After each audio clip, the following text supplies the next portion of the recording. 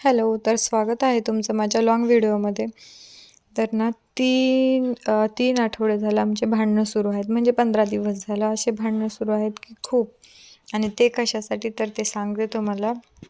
त्याच्या अगोदर आपलं डेली रुटीन सुरू होतं. सकाळी उठून 9 वाजले होते उठायला. 2-3 दिवस झालं म्हणजे डब्याची काही परेशानी नाही आहे त्याच्यामुळे ना हळूहळू आपलं चालत राहतं. मस्त असं शाबूची खिचडी बनवलेली होती मी.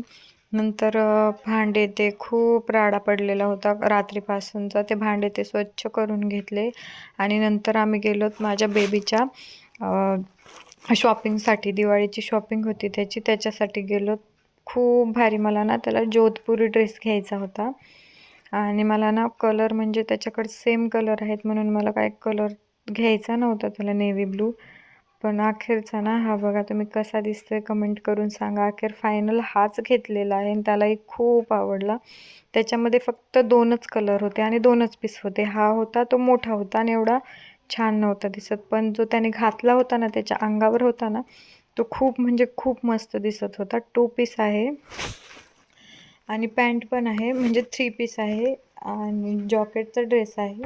खूप छान दिसतोय, कलरही भारी आहे. पण सेम असाच त्याच्याकडे एक जॉकेटचा ड्रेस असल्यामुळे ना मला त्याला हा घ्यायचा नव्हता. पण आता त्याला खूप आवडला आणि दुसरा कलरही नव्हता याच्यामध्ये आणि दुसरे ड्रेस सगळे आहेत त्याला.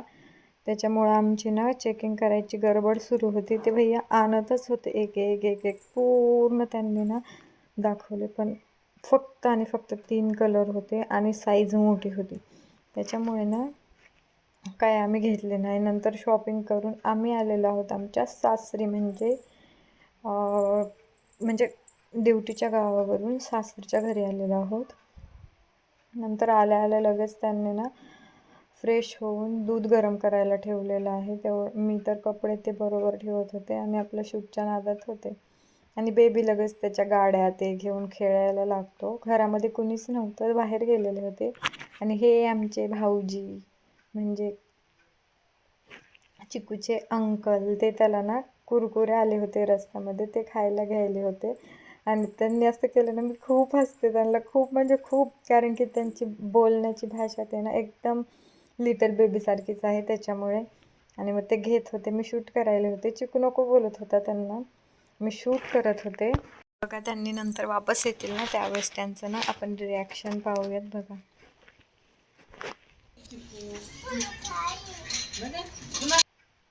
आणि नंतर लगेच मी माझ्या फ्रेंडच्या इकडे गेलेले होते. तिथं मस्त असं त्यांचा बिर्याणीचा बेत होता.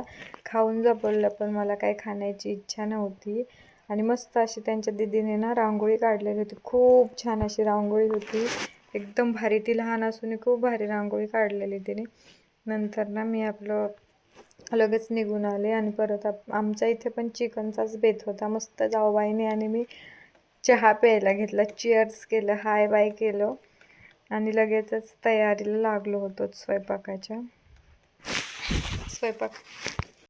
तिला माहितीच नव्हतं की चिकनची भाजी बनवायची आहे. तर ती बघा कशी बोलते की बिर्याणी, हाय फ्रेंड्स या खायला बिर्याणी.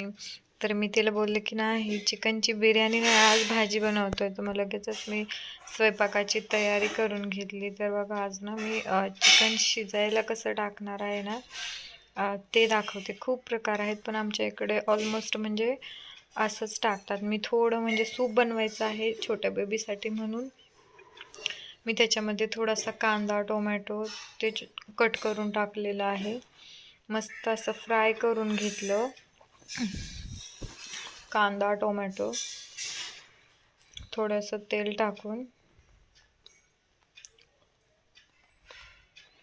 थोडंसं असं थोडं सोनेरी कलरचा कांदा दिसायला, मग त्याच्यामध्ये चिकन टाकून घेतलं, भारी असं मिक्स केलं.